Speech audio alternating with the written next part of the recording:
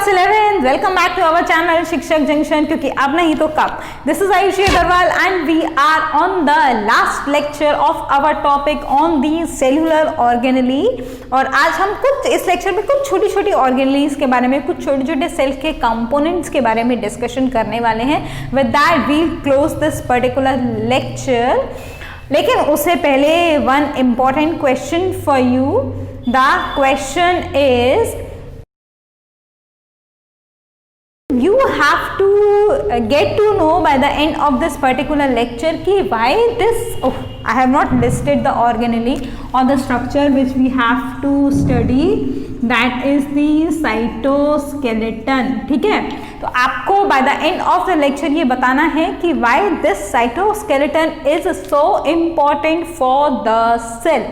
ठीक, this is the question for this lecture। I'll not tell you directly the answer of this question, but yes, I'll validate all the points that will in turn provide you with the answer, but you have to make a note of it in your notebooks why this particular cytoskeleton is important। चलो start करते हैं इस cytoskeleton के बारे में। तो सबसे पहले ये है एक मल्टी कॉम्पोनेंट सिस्टम।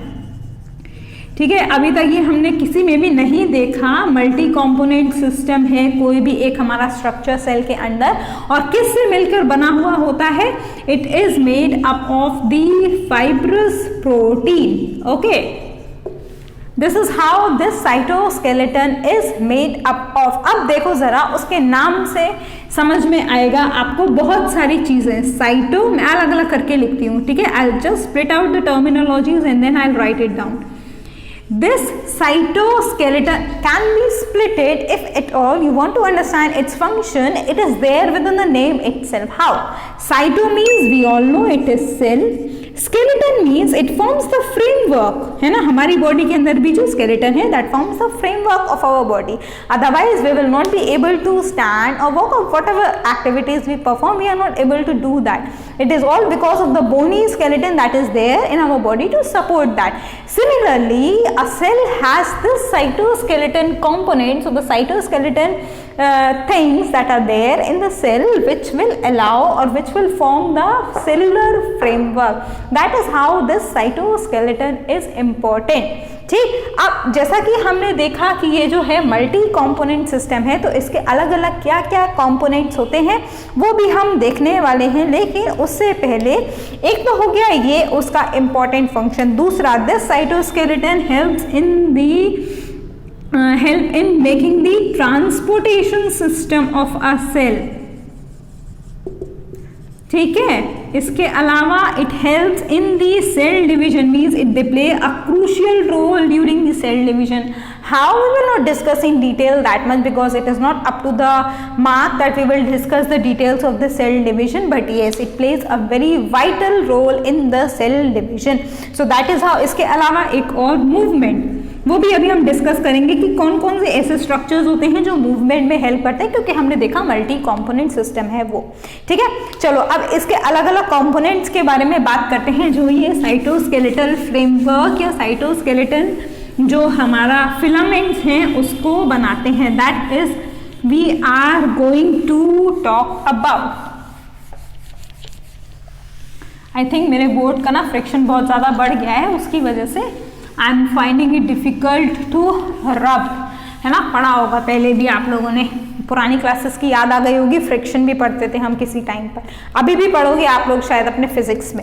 चलो देखो, साइटोस्केलेटन फिलामेंट्स, इसी के कंपोनेंट्स के पार्ट्स कर रही हूँ मैं, and I will make you explain the 3 components here itself. ठीक, 3 कंपोनेंट्स होते हैं इस साइटोस्केलेटन के। साइटोस्केलेटन फिलामेंट भी बोल सकते हो आप। सबसे पहला आएगा हमारा माइक्रो ट्यूब्यूल। अब देखो फिर से इसके नाम में छुपा हुआ है, क्या है ये? ट्यूब्यूल है, याद करने में भी आपको आसानी रहेगी। ट्यूब्यूल है, that means it will be a hollow cylindrical structure that is made up of the globular proteins अब अगर प्रोटीन्स के बारे में ज़्यादा समझ में नहीं आएगा तो अभी के लिए आप लोग बस याद कर लीजिए कि ये कैसा है, ठीक है। ये था फाइब्रस प्रोटीन, इधर आ गया हमारा ये जो स्पेशली माइक्रोट्यूब्यूल है, ये है ग्लोबुलर प्रोटीन से बना हुआ है। जब हम प्रोटीन्स का डिस्कशन करेंगे डिटेल में तब आपको और अच्छे से समझ में आएगा क्या होते हैं ग्लोबुलर प्रोटीन, क्या होते हैं फाइब्रस प्रोटीन, कैसे बनते हैं, वो सब कुछ I will make you explain, but just you have to wait for few more lectures to come up on the channel, right. Globular protein से बना हुआ होता है और उस प्रोटीन्स को हम क्या बोलते हैं, देखो नाम में ही लिखा हुआ है माइक्रोट्यूब्यूल, तो the name of the protein is tubulin, ठीक।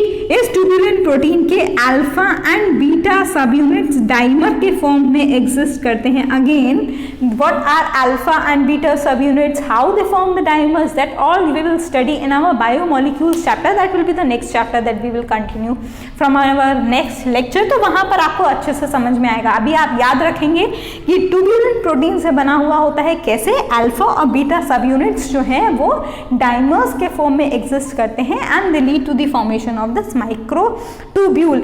अब ये जो ट्यूब्यूलिन प्रोटीन है वो सिर्फ अल्फा और बीटा के डाइमर्स मिलके ही नहीं बनाते, बहुत सारे इन ट्यूब्यूलिन प्रोटीन के पॉलीमराइजेशन की वजह से what you get is the protofilament, right. How this protofilament is getting formed? This protofilament is formed due to the polymerization of the alpha and beta subunits of this tubulin protein. That is how these microtubules are formed. अब इन microtubules का जो ये तो मैंने आपको बता दिया क्योंकि ट्यूब लाइक स्ट्रक्चर है, तो that is why it is the hollow structure, cylindrical structure है जैसा कि ट्यूब्स हमारे होते हैं।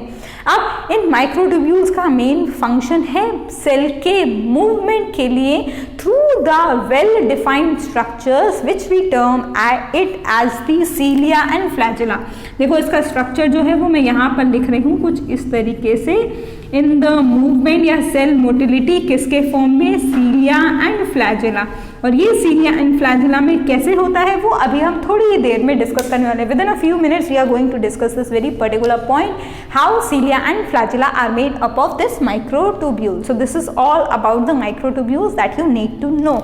नेक्स्ट कॉम्पोनेंट आएगा हमारा माइक्रोफिलामेंट, ठीक। माइक्रोफिलामेंट को आप एक्टिन फिलामेंट भी बोल सकते हैं। Again the function as well as the structure is hidden within the name itself.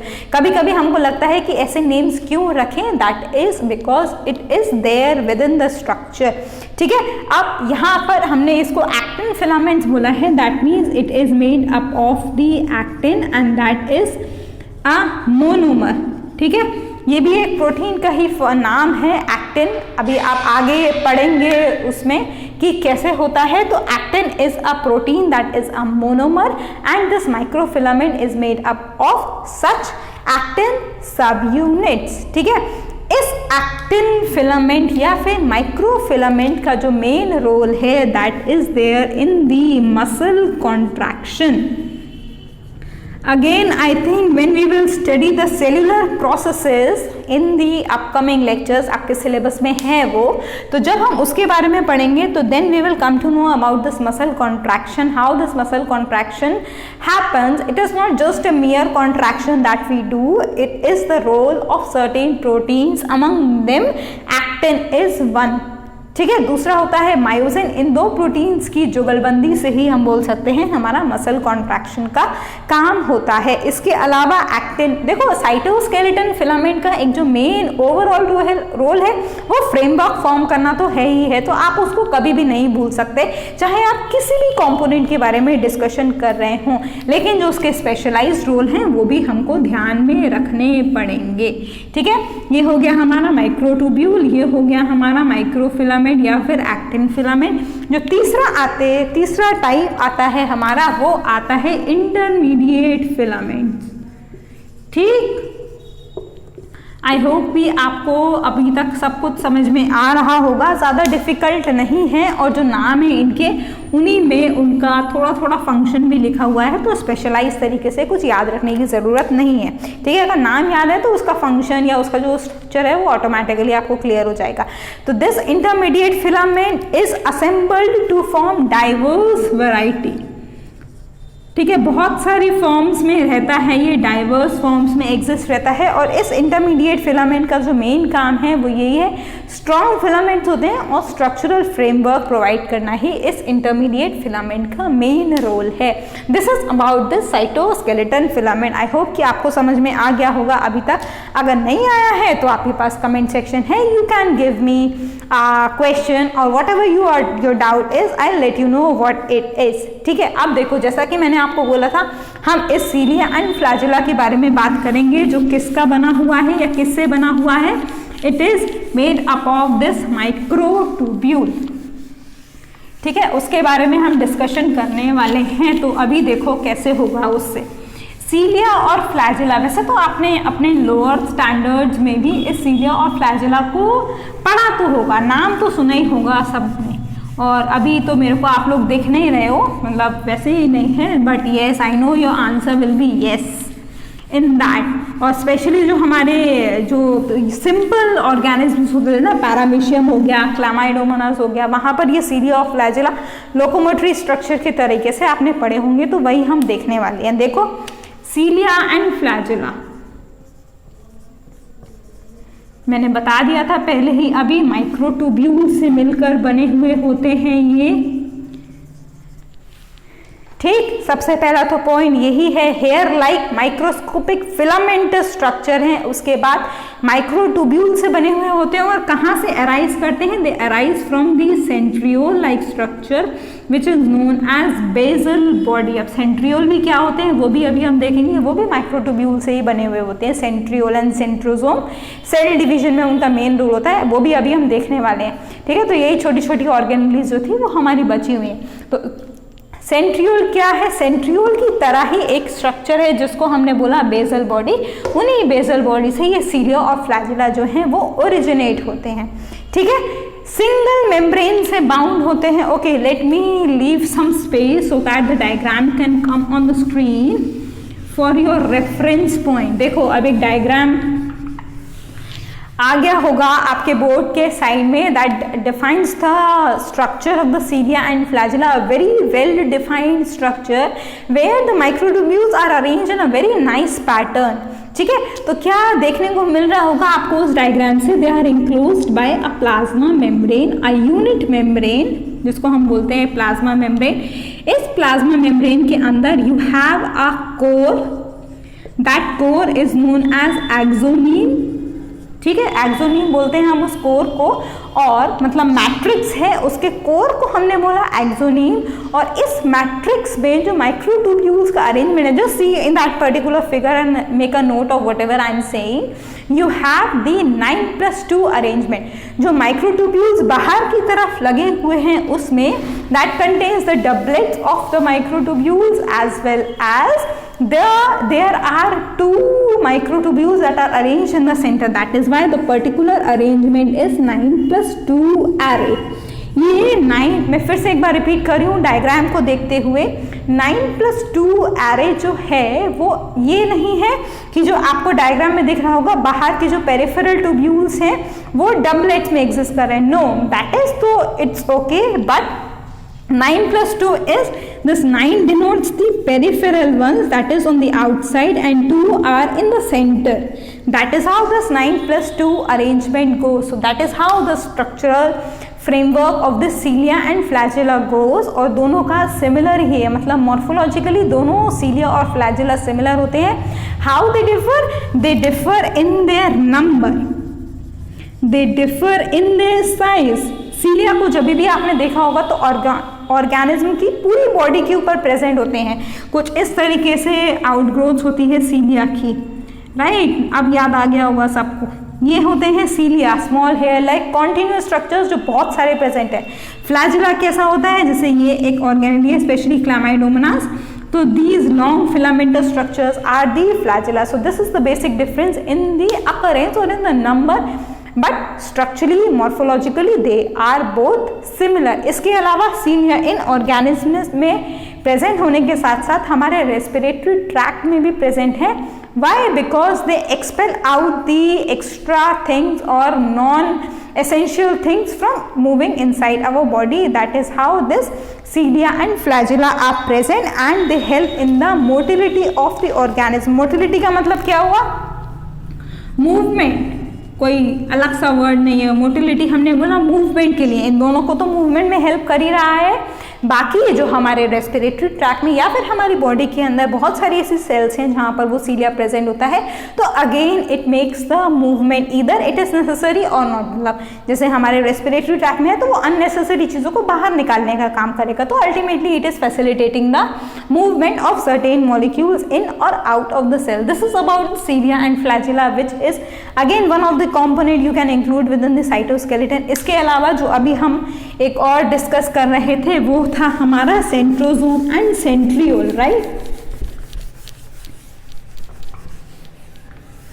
चलो मैं ज़्यादा माइटोकॉन्ड्रिया की एनर्जी वेस्ट नहीं करूँगी, फ्रिक्शन को ओवरकम करने में यहीं पे समझाती हूँ आपको, ठीक है। Centrosome and centriole, these two particular things, वैसे तो टू नहीं है, एक ही है, क्योंकि centrosome is made up of these hollow tubular structures that are known as the centriole. Again they are made up of the microtubules. Nucleus के पास present होते हैं। सेल डिवीजन में इन सेंट्रोसोम का मेन रोल है। एनिमल सेल्स के case में present होते हैं, ये प्लांट सेल में नहीं होते। ये तो आप अपने लो स्टैंडर्ड्स पे भी पढ़ के आ चुके हैं, है ना। पढ़ के आए हो कि नहीं आए हो? अगर नहीं पढ़ के आए हो, याद नहीं है, तो yes, I have the substitution for that, I have the solution for that. The videos are there available on the channel in 9th class as well as 10th class. Go visit that particular lecture, you will understand how or where the centrosome and centriole are present. ठीक है। अब ये जो मैंने आपको बताया कि cell division में इनका मेन रोल होता है, सेंट्रोसोम जो है वो सेंट्रियोल ही बनाते हैं। मतलब सेंट्रियोल वो स्ट्रक्चर्स हैं जो जिनका perpendicular arrangement, two centrioles arranged perpendicular to each other. अब अगर वीडियो स्किप करी होगी तो ये उल्टा टी अल्फाबेट समझ में नहीं आएगा किसी को कि मैंने क्यों बनाया है, क्योंकि मैंने बोला है वो क्या है। Two centrioles that are arranged perpendicular to each other form a structure that is known as centrosome. और ये जो हमारे सेंट्रियोल हैं वो क्या होते हैं? 9 के ट्रिपलेट्स में अरेंज होके किसका होता है? ये भी अगेन माइक्रोट्यूब्यूल। माइक्रोट्यूब्यूल नहीं भी अगर हम बोल रहे हैं तो ट्यूबुलिन प्रोटीन भी बोल सकते हैं, क्योंकि microtubule is made up of the dimers of the tubulin protein. कुछ भी बोलो, बात एक ही है। Again they are made up of the microtubules that are the very important component of the cytoskeletal framework. ठीक है। 9 ट्रिपलेट्स ऑफ माइक्रोट्यूब्यूल्स बनाते हैं हमारे सेंट्रियोल, जो परपेंडिकुलर अरेंजमेंट को रख के सेंट्रोसोम बनाते हैं। During the cell division they replicate during the S phase of cell cycle. ये भी अगर सेल साइकिल के बारे में अभी भी डाउट है, डिटेल्स हम डिस्कस करने वाले हैं आगे आने वाले लेक्चर्स में, but if you have doubt the videos are there on the channel, go and visit those particular videos in order to just get an overview of what cell cycle is.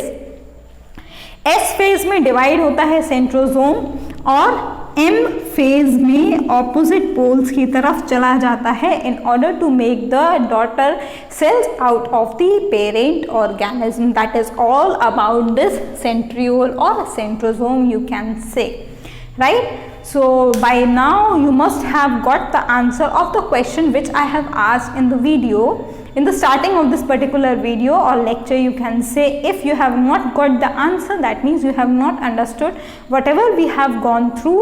Revisit the video. अगर फिर भी समझ में नहीं आता तो I am there to help you out with the answer, but for that you have to mention in the comment section, right? So with this we have closed this particular chapter. From the next lecture we will be starting our new chapter, very interesting and basic chapter which you should know 110%. So we will meet in our next lecture. Till then, stay safe, take care all of you, have a good day, bye bye.